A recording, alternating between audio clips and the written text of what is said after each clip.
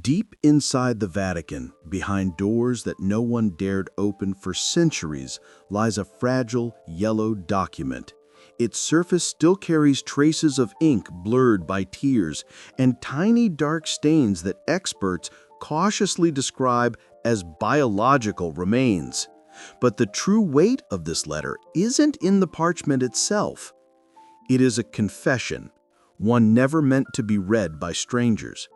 On thin paper survives the trembling voice of a 14-year-old girl caught in the darkest snare of history. Her hand shook with fear, but every line preserved a rage and pain that time could not erase.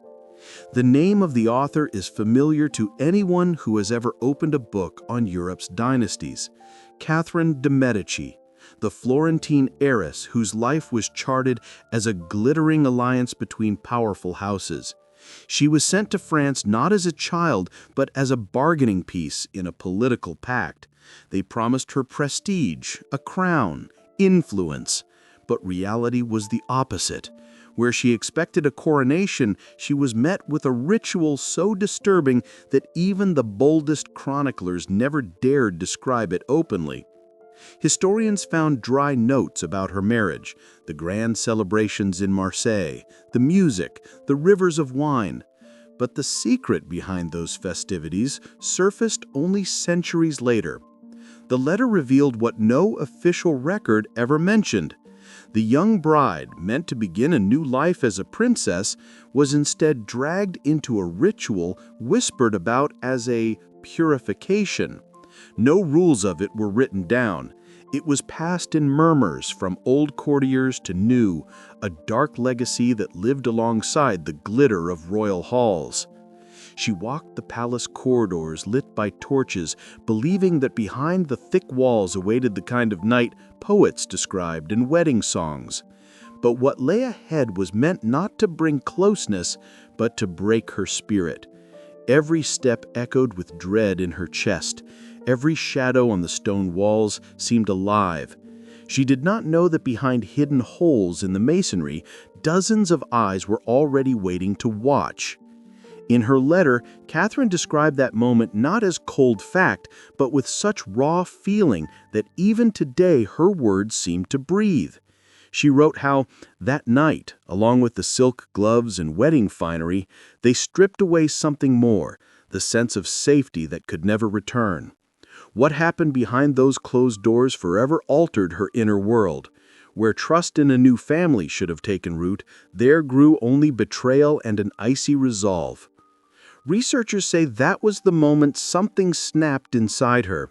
Yet what replaced innocence was not weakness, but a knot. Tight, unbreakable, ready to anchor her in the fiercest storms. Her inner voice spoke for the first time the motto that would guide the rest of her life. Everything will be written down, everything will be repaid. Marseille that day sparkled like an imperial showcase. Streets roared with music, wine flowed freely, crowds cheered the union of France and Florence. To the public, it was a feast, a promise of a new era. But inside the palace, beyond the echo of celebration, a scene was unfolding that history would hide for centuries. The 14-year-old bride walked the stone hall surrounded by maids. Candles trembled in her hands. Her gaze betrayed tension despite her carefully trained composure.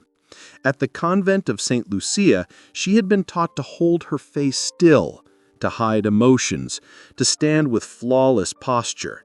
But no training could silence the dread. The silk of her gloves was already damp with sweat. Each step felt like walking into the inevitable.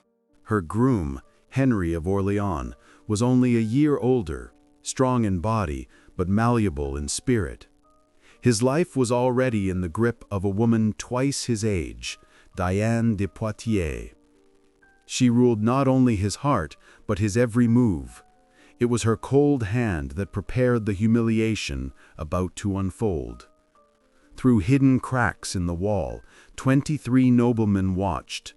Their faces lay in shadow, but their eyes gleamed with curiosity and anticipation. Some placed wagers, some chuckled, others raised cups of wine. Each of them played their part in a tradition repeated for generations, though never written in chronicles. It was a secret ritual designed to prove that a foreign princess entering the royal family must first be tested. The first moments deceived her. She expected tenderness, words of comfort, any sign of trust. But quickly it turned into a cruel game. False warmth gave way to cold calculation. Henry acted as he had been instructed, while in the air echoed laughter and whispers from unseen watchers. Catherine tried to speak. Her Italian words rang out like cries for help, but only fed the flames. The more she resisted, the more delight her despair seemed to bring. She recalled the moment in her letter with terrifying clarity. The walls felt alive, every shadow mocking her. At one point, the vessels in her eyes burst under the strain, and tears running down her cheeks turned red. A court physician revived her more than once, but each time waking meant the ordeal resumed. Until dawn, she drifted in and out of consciousness, surrounded by whispers, laughter, and prying eyes. When the first light finally broke, the girl who emerged was not the same who had entered the bridal chamber. Silence froze on her lips, but every face, every voice, every gesture was seared into her memory. That silence was not submission, it was armor. Inside her, a new force was born, one that would transform her from victim into player. By the next morning, the palace was calm, as if nothing had happened. To the world, the marriage was complete, the rituals properly fulfilled. But those who looked into Catherine's eyes in the days after could not miss the change. Outwardly, she bowed, smiled, accepted congratulations. Inwardly, something else had taken shape. Not fragility, but iron resolve. She stopped saying more than necessary. At feasts and receptions, she was noticed less, not as a participant in conversations, but as a silent figure in fine clothes who listened more than she spoke. People learned to call her modest and shy, but her silence was calculated. She watched everyone who had been in the hall that dreadful night. She noted habits, expressions, the way they related to one another. The schooling they had forced on her as a child took on a new purpose. Latin, Italian, French, Spanish, and Greek, the languages she already knew by 12, became tools to follow private talks and decode hidden letters. Lessons in history and politics turned into a map for moving through the court's maze. Even the alchemy classes, once a charming oddity at the convent, returned to her mind with different meaning. Herbs, tinctures, and powders could be more than remedies. At night, alone, she took thin sheets of paper and a quill. Names appeared on those pages, 23 surnames, and beside each a short note. Voice, look, gesture, sneer. She recorded everything with the pedantry of an archivist, as if she were writing not a diary, but a book of fates. These notes were not complaints, they were dossiers that would one day speak judgment. Her husband, the young Henry, did not notice the change. He remained under Diane de Poitiers' influence, and Catherine was still seen as an obedient, humble wife. That mask saved her. She learned the art of survival, reveal no emotion, never openly challenge, never rush. Deep inside, a promise hardened. None of those who had witnessed her humiliation would go unanswered. Silence became her sharpest weapon. Each display of obedience in public added another layer of protection. Every bow and smile hid an anger that time would forge into steel. The court thought her a compliant Florentine, but beneath that shell a new figure was growing, a strategist, a spider weaving a web where Catherine herself would sit at the center. In those years, she learned the most important rule of surviving at court: reveal your cards only when the moment is perfect. Everything else was preparation, a slow, inevitable march toward a goal. 3 years passed. To the court, they were years of quiet, where the young wife seemed to dissolve into luxury and duty.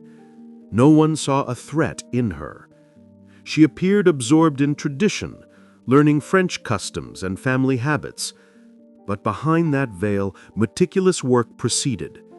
Each night she returned to her secret list, reread the names, replayed fragments of memory, sharpened details.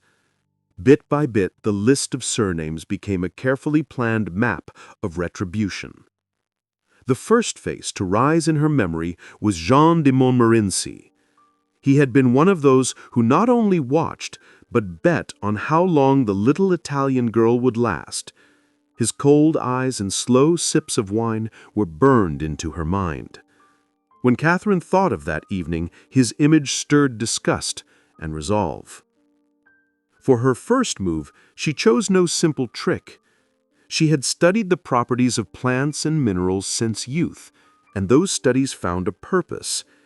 In an unused room of the palace, where servants rarely went, she set up a tiny laboratory. Among glass vessels and dried herbs, she worked for months on a mixture. It combined poisonous seeds, rare mercury compounds, and extracts from herbs known for their insidious effects. Its action was not an instant blow. Instead, the concoction worked slowly, turning every hour into an ordeal. First weakness, then convulsions, later unbearable pain. Each symptom echoed the torment Catherine had suffered on her wedding night. Her mixture was not merely a weapon, it was a mirror, forcing the victim to feel the same anguish once forced on her. Winter brought its cold morning light when John's body was found lifeless. At court they whispered about food poisoning. Some blamed a careless cook, others blamed old wine. No one thought to look toward the young Duchess. At that moment she attended a celebration, her face bright with a polite smile, her voice calm and soft. But behind the scenes, in her private rooms, lay a small vial with traces of dark liquid and a note with a single word, a reminder of the night that once felt like the end of her life. Now it had become the beginning. This first step marked a lesson. Justice could be done in secret, without arousing suspicion. From that day, her resolve only deepened. She understood her power was to remain unseen while her enemies disappeared one by one. The court murmured about invisible retribution, a strange curse that seemed to hunt those who had laughed too loudly the night the Florentine girl arrived. But no one connected those mysterious deaths to the woman who still bowed meekly and kept the appearance of a compliant wife. After the first step, there was no turning back. Each night when Catherine opened her notebook, the lines on its pages became more than words. They became verdicts. She knew now that all the names would vanish, one by one. Patiently, she chose moments when no one would suspect a pattern, and each new victim fell as suddenly as a shadow blown out by a candle. The court lived on rumors. People spoke of strange cases. Once robust courtiers who suddenly lost strength, fell ill with baffling ailments, and could not be saved. Physicians shrugged, calling it chance, frailty, or some odd will of providence. But Catherine knew nothing was accidental. She did not pick only those who had laughed openly that night, she targeted also those who had allowed themselves spiteful remarks afterward. Each received a signature kind of punishment. One, a dark tincture slipped into his wine, another a spice that made a meal lethal. And each time she left a sign, a small vial with thick red liquid, or a short phrase reminding them of the secret night in Marseille. Those messages were meant for them alone, but they held the meaning of her fight. No witness would be forgotten. She kept the appearance of a fragile wife with skill. She attended banquets, smiled, followed protocol, and that submissive image disarmed even the most watchful courtiers. Those who noticed a pattern in the string of mysterious deaths quickly dismissed her. She seemed too young, too helpless to be involved in such cunning intrigues. In the palace corridors, among maids and pages, new tales began to grow. People spoke of a curse, a mysterious force that struck anyone who had witnessed the cleansing ceremony. The more names vanished, the stronger the fear became. Even those who had never known the true events of that wedding night started to sense an unseen threat. Rumors picked up supernatural details. Some swore they heard footsteps in empty halls at night. Others described a strange herbal scent coming from cups and plates. But the truth was simpler and far more terrifying. This was not the work of fate or a curse. It was the work of one quiet, determined woman. She turned her knowledge into a weapon and the memory of her suffering into a map. With each disappearance, her confidence grew. She understood she could finish what she had begun. The list shortened slowly, by design. Haste could ruin everything. In her mind, there was no rush, only inevitability. At the center of that list, one name stood out, wrapped in a special coldness: Diane de Poitiers. Not merely a witness, but the director of what had happened that night, the true author of the humiliation. Diane's face became for Catherine the symbol of unforgivable cruelty. For her, revenge would be unlike any other. Diane's name carried a different mark in the secret ledger. She had not only watched, but shaped every motion of the young Henry, turning the wedding night into a spectacle of mockery. In Catherine's memory, the image was indelible: the cold gaze, the certainty of power over the prince, the calm smile of someone who staged other people's suffering. Retribution for her could not be sudden. It had to mirror the slow torment that had once been visited on a 14-year-old girl. Catherine knew she could not remove Diane with a single blow. The woman was deeply rooted in court life, expert in influence and intrigue. Around her had formed a network of supporters. Her word carried weight even with the king. That was precisely why Catherine chose a different path, a long, almost invisible strategy. She would wear her down, drop by drop, until the vessel cracked. Diane's wine and food became the instruments. Catherine knew how to introduce microscopic doses that would not arouse suspicion. At first, there was only slight fatigue attributed to age. Then came dizzy spells, accidental lapses of memory. Over time, her movements grew uncertain. The skin lost its luster, the eyes their spark. To outsiders, it looked like natural decline. Only Catherine knew the invisible hand behind it. Years passed, and Diane, once the radiant favorite, slowly faded. She still kept her proud posture and remained near the king, but her strength ebbed away. When she lifted a cup of wine, Catherine watched with the same polite smile that hid an icy calculation. Enduring years of observation without betraying intent was itself a test Catherine passed, enjoying each new sign of weakness in her adversary. Diane outlasted everyone on the list, and that was the point. Her end had to be drawn out like a sunset's shadow. When she reached 66, physicians spoke of natural ailments, but a modern reading of surviving accounts shows signs of prolonged poisoning, gradual organ failure, slow fading of strength. She died with a cup of wine in her hand offered by Catherine. It was not hospitality. It was the final measure of a score Catherine had composed for decades. For the Duchess, it was a moment of quiet. No loud declarations, no public spectacle. Inside Catherine, something heavy lifted. One of the chief symbols of her humiliation had vanished, and with it a part of the pain that had lived in her since she was 14. But the list was not complete. The corridors still echoed with the steps of courtiers whose names were written in her secret journal. Fear hung over them all, unconscious but real. Rumors of invisible punishment grew, and every new mysterious death strengthened that dread. To the world, Catherine remained the obedient, inconspicuous figure. In truth, she was becoming mistress of shadows. After Diane's fall, her path did not stop. The void the favorite left only highlighted the power of the young Florentine. Her notebook was no longer a record of memories. It was a map she followed with quiet certainty, erasing one witness after another. Each new victim was chosen with the same care as the first. One courtier found his wine bitter. Another's meal produced sudden bouts of weakness. Sometimes the illness lasted weeks. Sometimes it ended in a single evening.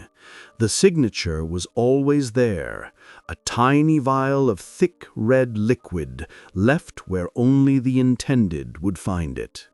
It was her language, her mark, understood only by them. The court sank into a hush of apprehension. No one spoke openly, but whispers spread. Some claimed divine retribution for the secret rite. Others suggested the young queen carried witchcraft within her. Servants told stories of rare herbs burning in her rooms at night, of exotic tinctures. Even those with no link to that wedding night began to fear her. Yet outwardly, Catherine remained the same. She appeared at celebrations, took part in formal receptions, accepted bows with a smile. Her hands were steady, her gaze soft, her voice measured. No one saw a threat, and that allowed her to continue the game without a shadow of suspicion. With each crossed-out name, she grew stronger. This was not only revenge, it was the reclamation of her fate. Step by step, she proved to herself she would no longer be a victim. She decided who might live in peace and who would be punished. But the chief name on the list remained untouched: her husband, Henry of Orleans. Later, Henry II, the boy who had followed the orders of his mentor that night. He was more than a witness. He had been an instrument. Though his hands had trembled then from youth and dependence, to Catherine that did not matter. His image remained the symbol of her humiliation, and his fate would have to be unparalleled in scope and meaning. She did not rush. For years she prepared, studied, and waited for the moment when her strike would not just be personal, but political. His downfall had to become a stage, one everyone would witness, just as once they had all watched her. That was her grand design, to turn the memory of pain into a spectacle of vengeance, a scene etched into the chronicles of Europe. By then, an aura of mystery already surrounded her. She was no longer seen simply as the king's wife. She had become a figure whose presence was felt even in silence. If once she was feared only by those who remembered that night, now unease spread to all. The Paris tournament drew the kingdom's entire elite, bright pavilions, the voices of craftsmen, music that made the flags tremble. It was meant as a day of peace, a display of power. For many, it became the finale, the closing move of a long game that had begun years before. Catherine sat in her honor box, surrounded by ladies and counselors, watching not just a contest of lances, but the final act of her plan. As the knights thundered down the lists, the air tightened. Henry accepted his challenge with arrogant confidence, his face showing familiar pride. To most spectators, it was a routine display of royal skill, of honor and ritual. To her, it was the culmination of 2 decades of silent work. Her eyes followed each motion, each second of fate. At the moment of impact, when the lance met armor and the crowd gasped, a splinter found its mark. A shard pierced the gap in his visor and struck where no one expected mortal danger. Panic broke out instantly. Physicians rushed to the fallen king. The crowd roared with confusion. The field became a stage of chaos and dread. In the days that followed, Henry's decline stretched into a grim performance. Fevers, convulsions, delirious visions. The wound alone could not explain such drawn-out agony. Modern scholars, studying the records, note traces of an unknown organic substance on the weapon's tip, a layer that intensified the injury, slowly destroying him from within. No one at court could prove it, but for Catherine, the picture was clear. This final act was crafted to strike not only his body, but his reputation and his crown.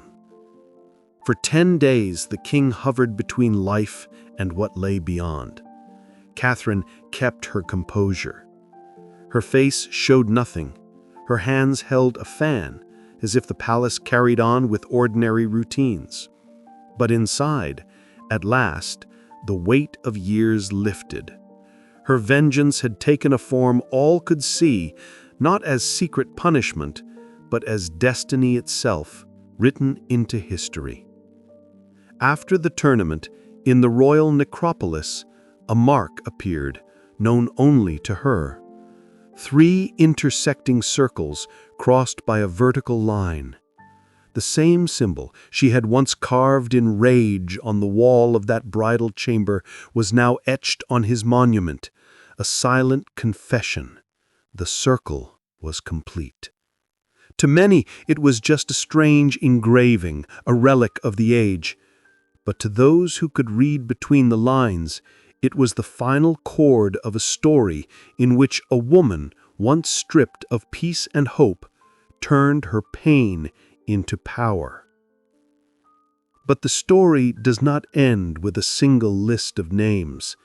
The archives still hold yellowed pages, fading ink, sealed documents, records scattered across Europe. They preserve other voices, other women whose suffering turned into sharp, merciless wisdom. These hidden testimonies offer another view of politics, how the personal became an instrument of power. And if this story has moved you, remember, the archives still have many doors. Tell me whose secret you want to uncover next, which figure's truth should be brought out of the shadows to be seen at last in the light of her own hidden story.